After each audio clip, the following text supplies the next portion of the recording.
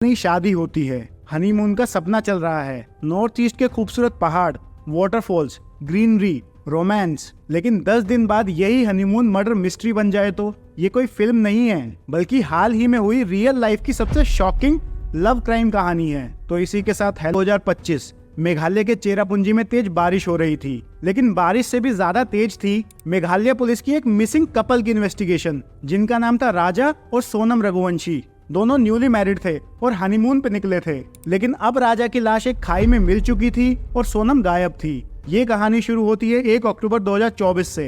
इंदौर का रघुवंशी समाज का भंडारा, वहाँ सोनम की फैमिली ने एक लड़के के बारे में सुना, नाम था राजा रघुवंशी। राजा एक रेप्यूटेड बिजनेस फैमिली से था, सब कुछ परफेक्ट लगा और मई 11, 2025 को सोनम और राजा की शादी हो गई। शादी के बाद राजा ने कश्मीर हनीमून का प्लान किया था, लेकिन वहाँ के अटैक्स के चलते प्लान कैंसिल हो गया। तब सोनम ने बिना राजा से पूछे मेघालय की बुकिंग करा दी। 21 मई 2025 को दोनों गुवाहाटी पहुंचे, कामाख्या देवी के दर्शन किए और फिर मेघालय चले गए। फोटोज क्लिक किए, फैमिलीज को शेयर किए, सब कुछ एक परफेक्ट हनीमून जैसा था। लेकिन 23 मई को एक ऐसा इंसिडेंट हुआ जो सब बदल देने वाला था। 23 मई की सुबह दोनों ने सुबह 5:30 बजे चेकआउट किया। फिर दोनों निकले वी सॉडोंग वाटरफॉल्स देखने, जो चेरापूंजी से 12 से 15 किलोमीटर दूर है। दोपहर 12:30 बजे तक सोनम ने अपनी सास को फोन किया और बताया कि वो दोनों एक मुश्किल ट्रैकिंग लोकेशन पे है। और उसके बाद silence, phone switched off, network के नाम पे कुछ नहीं।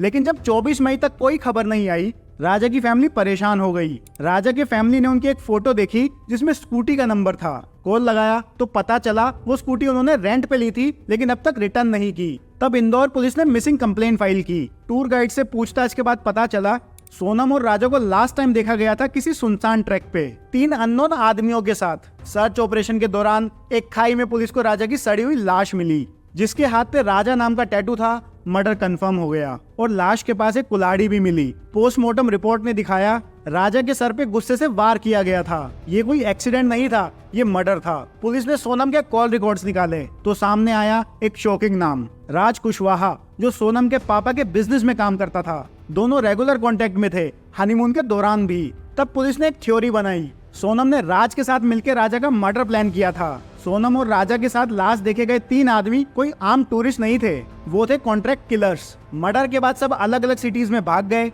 लेकिन एक एक करके पुलिस ने सबको ट्रैक करके अरेस्ट कर लिया। वो 3 आदमी भी आइडेंटिफाई हुए, विशाल सिंह चौहान, आकाश राजपूत और आनंद कुर्मी। 9 जून यूपी के गाजीपुर से सोनम को अरेस्ट किया गया। वो एक ढाबे पे मिली, थकी और डर के मारे पागल सी। पुलिस के सामने सोनम ने अपना जुर्म कबूल कर लिया। तो दोस्तों, अगर सोनम का पहले से बॉयफ्रेंड था तो उसने राजा से शादी क्यों की? और अगर वो किसी की जान लेने की हिम्मत रखती है तो शादी से पहले अपने घर वालों को राज के बारे में क्यों नहीं बताया? ऐसी कहानियां सिर्फ न्यूज नहीं, वार्निंग होती है। बाकी अपने विचार कमेंट्स में बताएं और वीडियो अच्छी लगी तो लाइक करके जाएं।